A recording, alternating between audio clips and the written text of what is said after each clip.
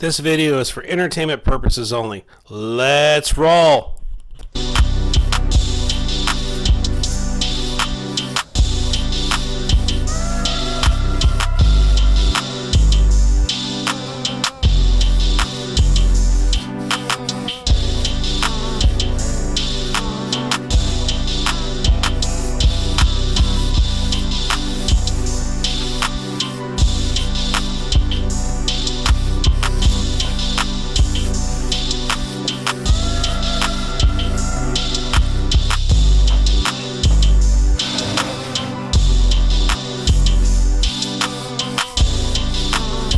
Letting that dry out now. I kind of let this stuff set up on it a little bit.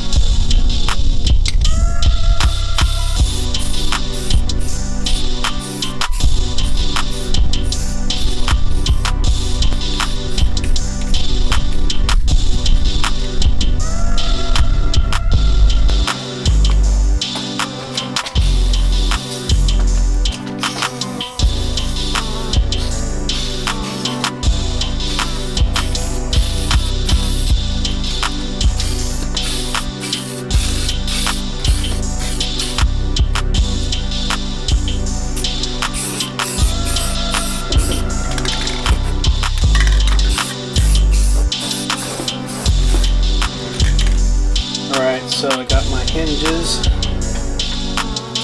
so I'll put this rivet into the gun, like so, and I will line it up, and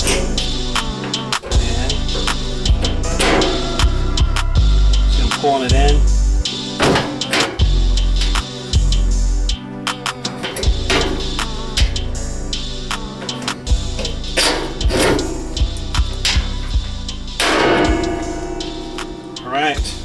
Well, here I am in Phenomewatch offices and studios, Studio B here. I gotta glue that. I got a hot glue gun, and I'll tell you what, at my age, you get a hot glue gun in a big box of hot glue sticks, and you're never gonna run out of sticks your whole life, and it's pretty exciting, I just gotta say. So anyway, over here real quick, here's a table. It's kind of messy. Part of Studio C I've just redid. So just a quick update. Here's the part that I was just redoing here. So there's the cabinet doors. Went ahead and shot copper paint on those. That's the hammer mark effect Rust-Oleum. The handles, I think the handles are a little bit of I think they might even be old enough to be vulcanized. So I put a little bit of that Rejuvenate on there, Meguiar's Rejuvenate. It's made for clear plastic, but it seemed like it kind of shined it up a little bit, made it look good. So here's the countertop that I did. Countertop I did a stain with a urethane. So I'm probably going to be doing an actual video where it shows me repainting everything and going from start to finish. And here's an old vintage Waterloo box. I put that up here. Then the Robco box, I put that up here. I screwed that into the countertop. So when I pulled this out, the box wanted to tilt forward slightly, and so didn't want that. So I screwed that in so it kind of prevents some of that. And all these accoutrements have, or cabinets and whatnot, have the little not felty, it's like that soft padding I put underneath there. If you can see that, I stuck that underneath all these, because I don't know if this is a countertop or if it's a bar. I mean, look at it. I mean, I'm kind of reluctant to bang on stuff up here because I just don't want to mess it up. So here's the XL 650 reloader. Went ahead and took the cover off so I could flex a bit. And then up here I decided to move the brass into the shelving up here. So I figure that looks a little bit better with the brass up there. Put all the dies in this cabinet down here. So that works.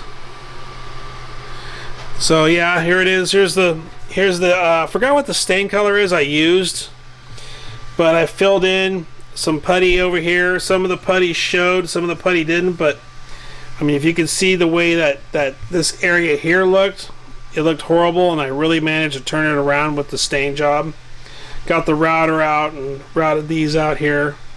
And I decided to relocate the 3D printer to over here. I figured it's a perfect fit.